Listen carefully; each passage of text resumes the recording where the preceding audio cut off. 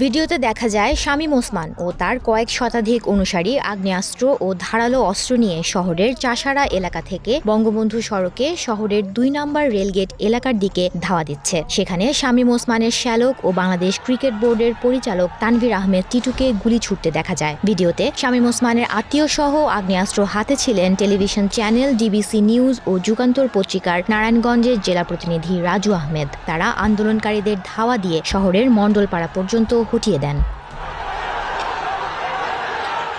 নারায়ণগঞ্জকে নিজের শিবির আলোয় পরিণত করেছিলেন সাবেক সংসদ সদস্য শামীম ওসমান। সম্প্রতি নারায়ণগঞ্জে কোটা সংস্কার দাবিতে আন্দোলনকারীদের ওপর সাবেক সংসদ সদস্য শামীম ওসমান ও তার সহযোগীদের গুলি ছোড়ার ২৯ সেকেন্ডের একটি ভিডিও সামাজিক যোগাযোগ মাধ্যমে ছড়িয়ে পড়ে।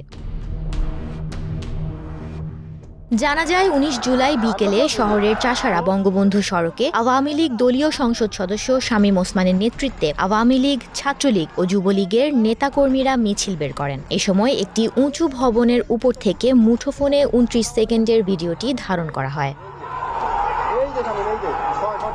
এই ভিডিও ছড়িয়ে পড়ার পর পেশা বহির্ভূত কর্মকাণ্ডে লিপ্ত হওয়ার অভিযোগে দৈনিক যুগান্তর ও ডিবিসি নিউজ কর্তৃপক্ষ রাজু আহমেদকে বরখাস্ত করেছে। এদিকে ১৯ জুলাই শহরের নয়ামাটি এলাকায় ৪ তলার বাড়ির ছাদে খেলার সময় ৬ বছরের শিশু রিয়াগোপ মাথায় গুলিবিদ্ধ হয়। পরে ঢাকা মেডিকেল কলেজ হাসপাতালে চিকিৎসাধীন অবস্থায় তার মৃত্যু হয়। অভিযোগ উঠেছে শামীম ওসমান ও তার সহযোগীদের গুলিতে রিয়াগোপের মৃত্যু হয়েছে। এ বিষয়ে অতিরিক্ত পুলিশ সুপার আমির খসরু জানান, অস্ত্রের মহড়া দিয়ে গুলি করার ভিডিওটি তাদের নজরে এসেছে। সেখানে কারা কী ধরনের অস্ত্র ব্যবহার করেছেন তা খতিয়ে দেখা হচ্ছে। সুমনা মোস্তফা, প্রবাস খবর।